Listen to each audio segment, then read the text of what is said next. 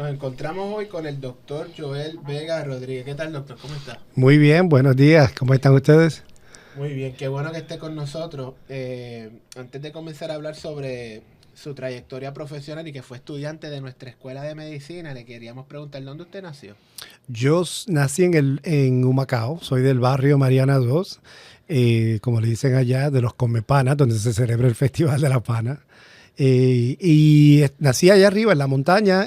Soy hijo de Porfirio Vega y Carmen Julia Vega, a quienes les debo, ¿verdad?, todo lo que soy y todo lo que he logrado en esta vida.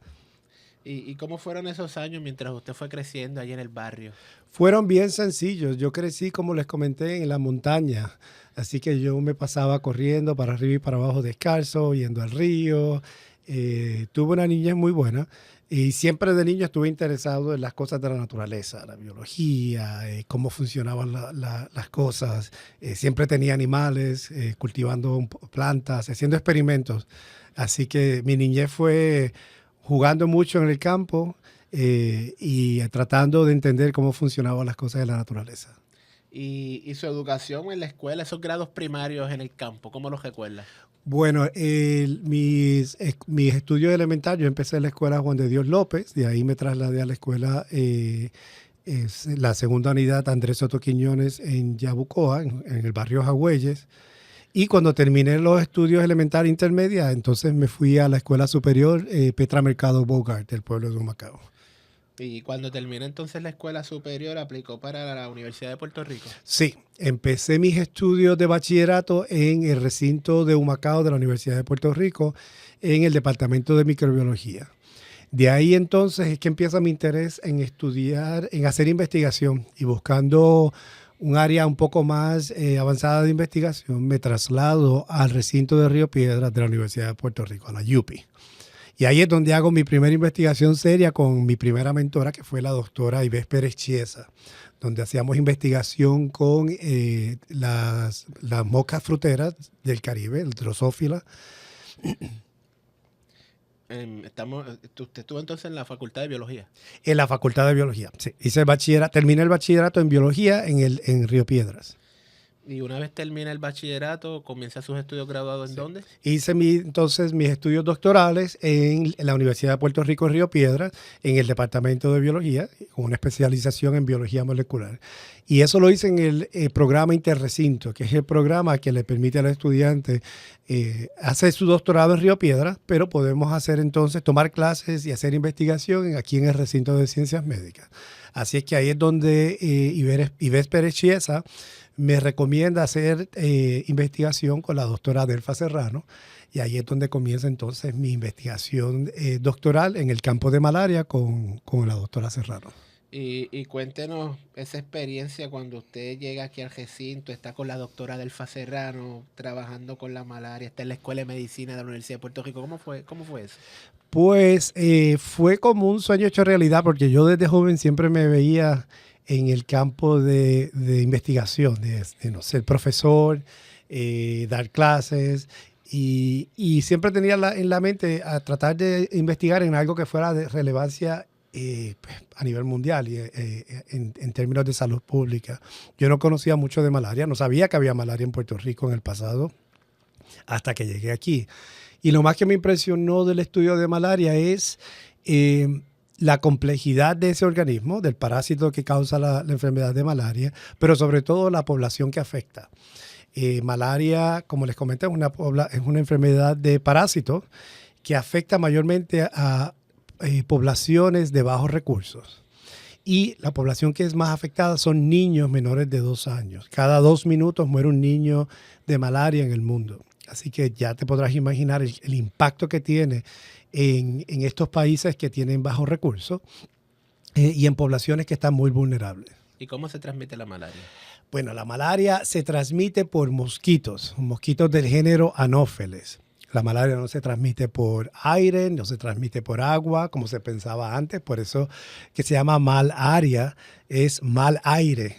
Así era como se le conocía en Roma, porque sabían que en los lugares donde habían pantanos se transmitía esta enfermedad, y por el olor que hay en los pantanos se pensaba que era el aire lo que lo causaba, pero en realidad el criminal que causaba esta enfermedad o que la transmitía era un mosquito del género Anopheles, que es diferente al mosquito Aedes, que transmite dengue, zika y chikungunya, por ejemplo. ¿Y en qué año usted termina su doctorado aquí en Ciencias Médicas? Yo terminé mi doctorado en el año 1998. En el año 2008. Me quité 10 años ahí. Y comencé entonces mis estudios postdoctorales en el 2009 en Johns Hopkins University con el doctor Marcelo Jacobs Lorena. Y eso se logró gracias a colaboraciones que fueron a través de las conexiones que la doctora Serrano tenía con sus colegas allá en Estados Unidos. Como parte de mi doctorado, nosotros necesitábamos evaluar unos parásitos transgénicos que desarrollamos aquí en Puerto Rico en el mosquito. Y por supuesto, Puerto Rico tenía malaria, no podemos traer la investigación de mosquitos aquí a Puerto Rico porque esos mosquitos no queremos establecer el ciclo nuevamente de transmisión en Puerto Rico. Así que a través de esa colaboración, yo fui a Johns Hopkins un verano a estudiar estos parásitos en los mosquitos. Encontramos que había un fenotipo o unos resultados muy interesantes. Y ahí comienza mi interés en entender mejor no solamente al parásito, pero también al mosquito, al vector que lo transmite. De ahí entonces Marcelo Jacobs Lorena me hace la invitación para hacer el postdoctorado en su laboratorio. Y comienzo en el 2009. Y una vez usted termina su postdoc, ¿en qué se especializó? Bueno, aquí entonces, durante mi postdoc en Puerto Rico, en el laboratorio de la doctora Serrano, yo trabajé con lo que le llamamos los estadios del humano y lo hacíamos en el modelo de ratones de malaria. En Johns Hopkins, entonces, me especialicé en el desarrollo del parásito en el mosquito. Así que ahora yo tenía... podía complementar ambos estudios que hice para poder entonces estudiar el ciclo completo del parásito. Así que en Johns Hopkins yo empiezo a entender cómo es la interacción entre los tres organismos dentro del mosquito. El mosquito tiene que ingerir sangre para adquirir el parásito del humano. Y una vez en el estómago del mosquito, tener los tres organismos interactuando entre ellos, ¿no? La sangre que viene del humano, el parásito que viene con ella y entonces el mosquito. Y ahí comienza mi interés en ver cómo el parásito adquiere factores del humano y del mosquito para poder ser exitoso en su transmisión, porque el parásito no lo puede hacer todo solo, de ahí viene su nombre, parásito. Y ahí es que entonces empiezo a entender, a trabajar en cómo el parásito ha evolucionado para adaptarse y utilizar factores del humano y del vector para entonces poder ser transmitido efectivamente a otro humano. Y una vez usted termina sus estudios, ¿qué hace? ¿Comienza a laborar o sigue estudiando? Sí, aquí es donde empiezo entonces en Hopkins a buscar oportunidades de trabajo. Pienso que tuve mucha suerte, pero a la vez obviamente había trabajado para eso, en haber conseguido una posición de investigador principal en el Instituto Nacional de Salud, específicamente en el Instituto de Enfermedades Infecciosas y Alergias, o NIAID, como se le conoce en Estados Unidos, donde pude establecer entonces mi laboratorio de investigación para estudiar lo que le comenté anteriormente, interacciones entre patógeno, vector y hospedero que facilitan la transmisión de malaria. ¿Y cómo usted llega al Laboratorio of Malaria and Vector Research en NIH? Pues esto ocurrió gracias yo tuve la invitación de una colega que trabaja en este laboratorio. En la forma en que NIH está estructurado tenemos el instituto principal, los institutos de salud, luego están entonces los distintos institutos que le comenté, está el de enfermedades infecciosas y alergias, y dentro de ese instituto está lo que se llama los distintos laboratorios, el equivalente a un departamento. En el que yo estoy se llama el Laboratory of Malaria and Vector Research, Laboratorio de Investigación de Malaria y Vectores. En este laboratorio, entonces, yo tengo la invitación para aplicar una posición a través de lo que se llama el programa Statman. Esto es un programa en el cual se escoge investigadores con ciertos programas de investigación de alto impacto. Y entonces yo fui, por ejemplo, el primer puertorriqueño en obtener prestigiosa posición de entrar a través del programa Statman. ¿Y actualmente en su laboratorio tiene investigaciones activas que estén trabajándose ahora? Sí, tenemos varias investigaciones activas. Como les comenté, todas se rodean a cómo el parásito utiliza factores del humano o del mosquito para poder ser transmitido. Tenemos dos áreas grandes de investigación que hacemos. En una es cómo el parásito utiliza factores del el proceso de fibrinólisis que le llamamos en el humano. Es el proceso de coagulación. Cuando nosotros tenemos una herida, ponemos un coágulo para evitar que nos desangremos. Ese coágulo es un problema para el parásito en el mosquito. Cuando el mosquito ingiere sangre, quiere evitar la formación de un coágulo para poder digerir la sangre. Y el parásito se beneficia de eso. Así que el parásito lo que ha hecho es ha agarrado las proteínas que nosotros utilizamos para remover el coágulo. El parásito las adquiere para entonces poder atravesar el coágulo que se podría formar en el intestino del mosquito. Encima de eso, el mosquito, cuando evolucionó para ingerir sangre, tenía que, como les comenté, evitar que se formara un coágulo en su intestino y inhibir el sistema inmune del humano, si no va a atacar también al mosquito. Para esto existe entonces lo que es la saliva del mosquito. La saliva de los mosquitos es como una farmacia. Tiene muchas sustancias que controlan procesos biológicos del humano, procesos de inflamación, inmune y de coagulación. Así que nosotros estudiamos también cómo las proteínas de la saliva del mosquito, que son ingeridas por el mosquito cuando ingiere sangre, controlan entonces la coagulación y la inflamación en el intestino del mosquito, y esto a la vez beneficia al parásito. Y entonces, esa es una rama de investigación. La otra, la otra rama de investigación que estamos trabajando es cómo las proteínas del humano, que están encargadas de proteger al humano de la toxicidad del grupo hemo, que sale de la hemoglobina. Esto es un grupo que es altamente tóxico. Y nosotros tenemos proteínas en la sangre para evitar que este grupo tóxico nos afecte a nosotros mismos. Pues el mosquito y el parásito han evolucionado ambos para utilizar esa proteína, se llama hemopexina, dentro del mosquito para evitar que cuando el mosquito está digiriendo la sangre, digiere hemoglobina y se libera el grupo hemo, que este grupo hemo libre, que es altamente tóxico, no afecte a los tejidos del mosquito y a la misma vez el parásito se beneficia de eso. Así que estos son factores que aumentan la capacidad vectorial del mosquito, la capacidad del mosquito de transmitir una enfermedad. Eso lo estamos estudiando en malaria, pero también tenemos unos proyectos en el que estamos estudiando estos mismos fenómenos en el mosquito Aedes aegypti y el virus que transmite. En este caso estamos trabajando con dengue y lo estamos trabajando con el vector de leishmania, de leishmaniasis, que es lo que le llaman los sandflies, que transmiten el parásito de leishmania. Y todo esto con el propósito de desarrollar alguna vacuna o algún tratamiento. Ya hemos descubierto proteínas del mosquito, de la saliva del mosquito, que son necesarias para que el parásito pueda ser transmitido del humano al mosquito y del mosquito de vuelta al humano. Así que ahora estamos desarrollando una proteína de la saliva como blanco de vacuna para evitar ambas transmisiones con un solo blanco de vacuna.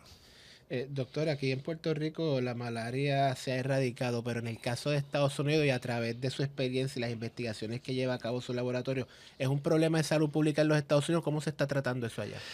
Pues realmente malaria no es un problema de salud pública en Estados Unidos. Sí tuvimos unos casos en los últimos 2 años, en Florida, en Texas, tuvimos uno en Maryland, donde están los laboratorios nacionales de salud.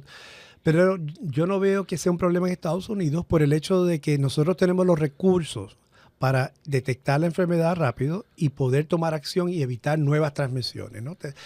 El hecho de que malaria es transmitido por un mosquito es una bendición y a la vez un poco de maldición. La maldición de que no es fácil poder controlar al mosquito, pero bendición de que nos da un periodo de incubación dentro del mosquito en que se puede tomar acción, porque toma como 2 semanas desde que un mosquito pica hasta que puede transmitir la enfermedad nuevamente. Y por eso entonces en Estados Unidos no sería un problema. Tenemos buenos sistemas de salubridad y de control de mosquitos que se pueden utilizar inmediatamente cuando se detecta un caso de malaria y evitar transmisiones nuevas. Malaria es un problema serio. Aquí en Puerto Rico también podría ser un problema porque nosotros tenemos el mosquito que transmite malaria. Lo que no tenemos es el parásito que se erradicó en los años 60. Por eso es que hay tanta vigilancia de personas que viajan de República Dominicana a Puerto Rico, porque en la frontera entre República Dominicana y Haití hay mucha malaria. Y si viene un caso de una persona con malaria aquí, lo pica el mosquito adecuado y ese mosquito sobrevive para picar a otra persona, es posible que se comience el ciclo otra vez. ¿Recuerda los casos del 2015 en Puerto Rico? Claro que hubo sí. un brote que se pudo controlar. Se pudo controlar, exacto. Y es a eso lo que viene, lo que ha sido la historia de la salud pública y la medicina tropical en Puerto Rico y el éxito que se ha tenido aquí. En parte, claro está, tenemos otros problemas como lo es dengue, zika y chikungunya que hay que estar pendientes, pero eso ya es otro nivel debido a la biología del mosquito y el comportamiento del mosquito Aedes. Ahora, malaria es un problema altamente significativo en África, que es donde más ocurren las muertes, como les comenté, en niños menores de 5 años. Y es un problema grande también en Asia y en Sudamérica. Ahora, en África es donde más problemas hay porque el parásito que se transmite en África es el más agresivo y es el que causa más muertes. Y pues como se sabe, muchos países en África tienen bajos recursos, tienen muchas poblaciones en áreas remotas donde es difícil poder llevar o establecer sistemas de control del mosquito o sistemas de salubridad y de vacunación o de administración de drogas para poder entonces curar a la persona. Doctor, usted tiene varias publicaciones a su vez. Cuéntenos de las más recientes que haya trabajado. Pues sí, tenemos varias publicaciones. Algunas de ellas ya les comenté que fueron los trabajos que hemos hecho estudiando cómo el parásito de malaria utiliza el sistema de coagulación del humano para entonces infectar el mosquito y cómo la saliva del mosquito entonces afecta o ayuda al parásito en activar este sistema de coagulación. Pero hemos tenido otros trabajos también, por ejemplo, los trabajos que me permitieron llegar a mí a Hopkins, de aquí de Puerto Rico a los estudios postdoctorales, fueron trabajos con la doctora Serrano y en estos trabajos estudiamos cómo el parásito utiliza el antioxidante de glutatión, que el parásito también lo produce, y cómo este sistema de glutatión es necesario para el parásito poder infectar al mosquito.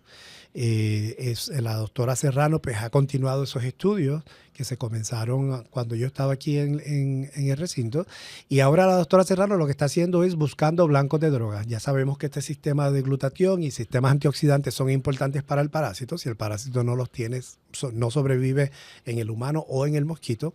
Así que lo que ahora tenemos es utilizar esas proteínas del parásito para ese sistema de glutatión para entonces desarrollar drogas nuevas. Yo colaboro con la doctora Serrano. Tenemos ya varias publicaciones en eso, nuevas drogas que pueden atacar este pathway del parásito. Y estamos a punto de sacar una publicación nueva en drogas adicionales que son efectivas en múltiples estadios del parásito, dentro del humano, dentro del mosquito y cuando el mosquito transmite el parásito nuevamente al humano, algunas de estas drogas tienen efectividad. Así que el propósito ahora es desarrollar un poco más esos estudios. Otro estudio bien importante que fue publicado recientemente y fue para mí de mucha importancia porque me permitió ir a África y hacer estudios de mosquitos en el campo. Una cosa es hacer todos los experimentos en el laboratorio y otra es ir al campo y ver a las personas que están siendo afectadas y hacer una contribución, aunque sea con un estudio, para lo que ellos hacen y ver cómo ellos aprecian esa contribución que estamos haciendo. Esto fue cuando hice mis estudios postdoctorales en Johns Hopkins, donde estábamos estudiando cómo el sistema circadiano, lo que le llamamos el reloj diurno de cada persona y de cada organismo, cómo el sistema circadiano del mosquito afecta su reproducción sexual. Algo bien interesante en el campo es que cuando usted ve un grupo de mosquitos volando encima de su cabeza, no se preocupen porque esos son mosquitos machos. El mosquito macho no pica, el único que pica es la hembra. Ahora, algo interesante es ese grupo de mosquitos que le llamamos swarm. Ese grupo de mosquitos lo que está haciendo es atrayendo hembras vírgenes. La hembra virgen viene a ese swarm, escoge un macho, se reproduce y ahora el macho le pasa su esperma y esa hembra se copula una sola vez en su vida con el macho. La hembra entonces almacena ese esperma en un órgano que se llama espermateca y la utiliza cada vez que la hembra toma sangre. El propósito de la sangre es producir huevos. Cuando la hembra toma sangre, produce huevos y cuando va a depositar los huevos suelta un poco de esperma cada vez para fertilizar ese huevo antes de depositarlo en el agua. ¿Ok? ¿Qué nosotros estábamos estudiando? Bueno, el macho viene a hacer ese swarming todas las noches en el mismo lugar. Así que tiene que haber un control en el cerebro del macho que lo lleva a hacer esa conducta. ¿Qué hicimos nosotros en ese estudio? Fuimos a África, a Burkina Faso, que es uno de los países que es más afectado por malaria en el oeste de África, y agarramos mosquitos a la noche, en el momento donde, en el atardecer, que estaban haciendo swarming, y mosquitos machos que no estaban haciendo swarming, porque había una señal que le decía a uno a swarming y a otro que no. Agarramos las cabezas de esos mosquitos, sacamos lo que le llamamos el mRNA y hicimos un estudio de expresión de genes para ver qué genes estaban controlando este comportamiento. Y encontramos unos genes del ciclo circadiano. Se llamaban Timeless y Periods. Son unos nombres muy peculiares. ¿Qué encontramos en este estudio? Que si nosotros alteramos la expresión de estos genes, lo que yo hice en el campo fue que fui y induje una reducción de expresión de estos genes en machos, por lo que se llamaba RNA interference, en el que yo le inyecto a los mosquitos machos mRNA para reducir la expresión de estos genes a través del pathway de RNA interference. Si yo les reducía entonces la expresión de esos genes y iba y los soltaba en lo que le llamamos un compartimiento de semicampo, que es que tenemos screeners para evitar que esos mosquitos escapen, encontrábamos que entonces los mosquitos dejaban de hacer swarming y dejaban de copular con las hembras. ¿Por qué esto es importante? Porque es importante que nosotros encontramos ese hallazgo, porque a través de esos estudios nosotros podemos ahora diseñar nuevas estrategias para evitar que el macho copule con la hembra, por ejemplo. Si el macho no copula con la hembra no va a picar, o si pica no tiene esperma para fertilizar a los huevos. Así que puede ser un sistema de control de la transmisión de malaria. Por ejemplo, luego en ese estudio que encontramos que estos genes del sistema circadiano controlan una feromona que el mosquito macho pone en su cutícula, en la parte, la superficie del macho. Esa feromona atrae a la hembra al swarm para que copule con el macho. Así que una estrategia que se puede hacer ahora es evitar que el macho produzca esa feromona y de esa forma la hembra no sea atraída para copularse al macho y entonces puedes controlar un poco mejor la población de mosquitos. Ese estudio fue publicado en la revista Science. Es uno de los orgullos más grandes que tengo porque logré ahí hacer un estudio a nivel molecular, encontrar el mecanismo molecular de cómo se controla este comportamiento de mosquitos, pero a la vez me dio la oportunidad de ir a África y poder ver entonces con mis propios ojos cómo se afectan estas comunidades y el impacto que tiene malaria a nivel económico, social y de salud en estas comunidades. Bueno, doctor, ese estudio está bien interesante y una gran contribución a la ciencia, pero le voy a preguntar, usted tiene a su haber varios honores y reconocimientos, les voy a mencionar algunos de ellos.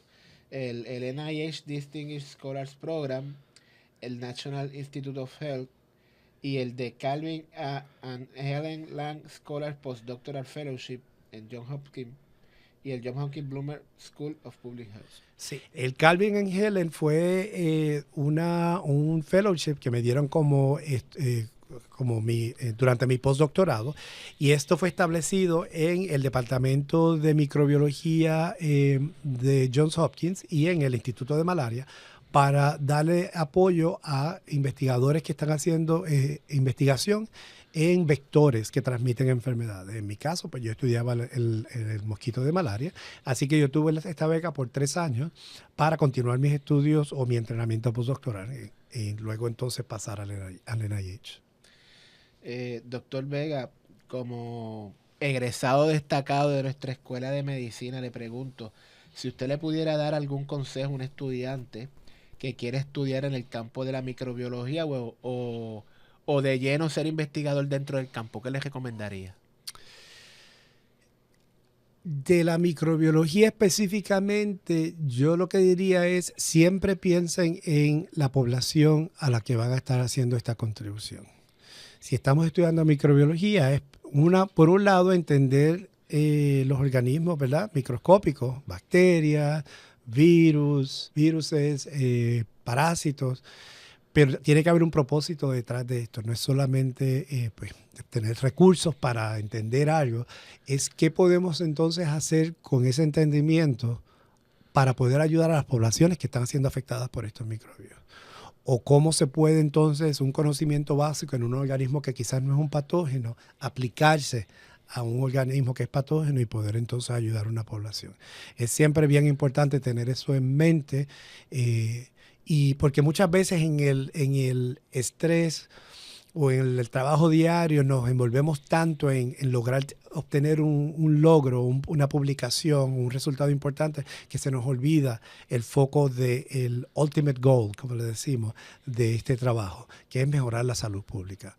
Ahora, también una recomendación que para mí ha sido importantísima en mi carrera, no solamente para estudiantes de microbiología, pero para todos los estudiantes, especialmente a nivel graduado, que tengan en mente que el mentor que van a tener, no importa la relación sea buena o no sea tan buena, es un mentor para toda la vida. Y que traten de establecer una relación saludable con ese mentor para el futuro. Porque esas personas van a ser los que van a ayudarlos a ustedes a poder moverse a su próximo camino, y le pueden dar el ejemplo, ya sea de cosas que quieren emular o cosas que no quieren emular. Pero un mentor es un mentor para toda la vida. Eso lo aprendí yo de la doctora Serrano aquí durante mi doctorado, y todavía que sigue siendo mi mentora después de tantos años. Doctor Joel Vega Rodríguez, gracias por estar con nosotros en el día de hoy. Gracias a ustedes, y es un placer poder ser parte de esta iniciativa y de esta celebración de los 75 años de la Escuela de Medicina, donde yo estuve aquí muchos años y me disfruté muchos años de mi doctorado. Y muchas gracias.